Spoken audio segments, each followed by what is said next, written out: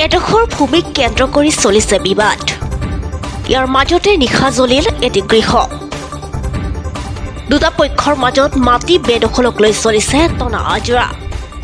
নৱগঠিত চমৰীয়া সমষ্টিৰ গৰৈমাৰী ৰাজচক্ৰৰ অন্তৰ্গত ভিতৰদুৱাৰ গাঁৱৰ এটা পক্ষৰ মাটি আন এটা পক্ষই বেদখল চলোৱা কাৰ্যত এলেকাটোত চলিছে চাঞ্চল্য। মহামান্য আদালতৰ নিৰ্দেশক ভেঙুচালি কৰি বিবাদমান মাটিত এটা পক্ষই শস্য খেতি কৰিছিল। পিছত আন এটা পক্ষই শস্যৰ ওপৰেদি হাল মাৰি মাটি বেদখলৰ চেষ্টা চলায়। বিবাদমান মাটিত থকা গৃহটোত নিশাৰ ভাগত কোনোবা দুৰ্বৃত্তই জুই লগাই দিয়ে। আব্দুল হক মুন্সিৰ ফৈদৰ বিৰুদ্ধে থানাত গোচৰ ৰুজু কৰে জয়মনা খাতুনে। ৩২৭ নং পত্ৰৰ ২৪৭ ডাগৰ ৬ বিঘাতকৈ অধিক ভূমিক কেন্দ্ৰ কৰি দুই পক্ষৰ মাজত দীৰ্ঘদিনৰ পৰা চলে সংঘাত। এডৰা জমিক লৈ দুয়ো পক্ষৰ পৃথকে পৃথকে নিজৰ জমি বুলি দাবী কৰি অহা এই বিবাদমান ভূমিখিনিৰ প্ৰকৃত গৰাকী কোন? ইয়াৰ প্ৰকৃত তথ্য গৰৈমাৰী ৰাজচক্ৰ বিষয়া কাৰ্যালয় তথা বিভাগীয় কৰ্তৃপক্ষই তথ্য সম্বলিত নথি পৰীক্ষা কৰিলে ওলাই পৰিব ইয়াৰ আচল ৰহস্য। এই মাটিটো আছিল আমাৰ দেউতাৰ নামত। কিমান চনৰ পৰা? আজি 63 পৰা।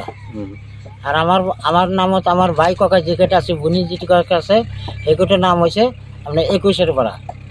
আমি এটা হাল মাৰিবলে আমি পেক কৰবলে আমি ধানও পুতছিলো, ধান কাটছিলো, ধান হয়েছিল, সেই ধানবিলাকে ঘৰত আছিল, ঘৰতে জ্বলি গেছে। আৰু আমি পিছত আকৌ আমি আজি 4-5 দিন হল আমি করছি আপনার হাল মারিবলে আপনার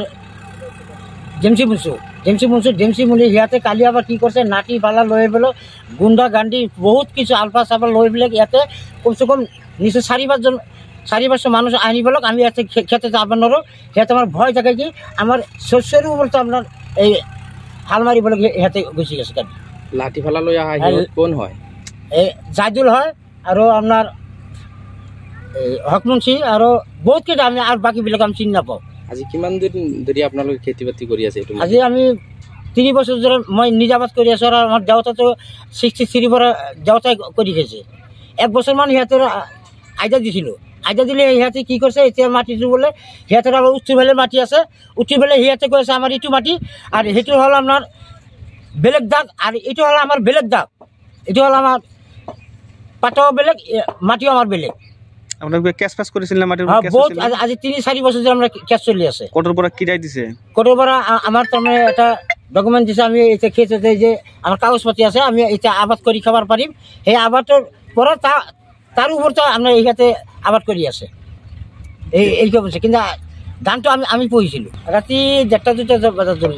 এই মাটিতে 327 নম্বর দাগের মাটি আমার, সেইটো বিলেকে কৈ আছে যে তার মাটি। বেলেগ মানে কোন? জাইদুল ইসলাম আৰু হক শাহ মুন্সি। ক'ত ঘৰ এওঁলোকৰ? এৰ ঘৰ ভিতৰ দুয়াৰ। কি কাৰণত তেওঁলোকে বাধা দিয়ে? কিবা মাটিত বলে সি আগতে 1 বছর মান আইডা লৈছিল, লৈ ফেলে আমার বেদ দখল দি আছে। আপোনালোকৰ পৰা আদি লৈছে? হ্যাঁ 1 বছৰ মান আইডা পাইছে। এটা কি কৰিব? এটা কৈ আছে তাৰমানে সি কৈ আছে যে মোৰ মাটি, এই মোৰ কাগজ পাতি 327 নম্বৰ দাগ, এইটো মাটি মেদি মাটি আমাৰ। কিমান চনৰ পৰা আপোনালোকৰ নাম আছে? 2024 পৰা আমার নামত। আমার দেউতার নামে আছে। কি নাম আছিল? আব্দুল গনি। বর্তমান কাকে নাম আছে? বর্তমান নবিয়াল হোসেন পাঁচটামিয়া আৰু নূৰ হোসেন। টিউশনেৰ পৰা মোৰ নামত 2021 পৰা হয়েছে। আমি আবাদ করে খাই আছো। এই অলপ কয়েকদিন ধরে ক্যাশ ব্যাস লাগাই ফেলে আমার মাটিটু বেদখল করে আছে। কোনে বেদখল কৰিছে? জাইদুল আলী আৰু হক শাহ মুন্সি। কিয় বেদখল কৰিলে? তাৰ বলে কিবা কাগজ পাতি আছে। নহ'লে আপুনি এইটো ভুৱা হেৰি বুলি ক'ব বিচাৰে নেকি? নহয়, নহয়, মোৰ মাটি হৈছে চাওক।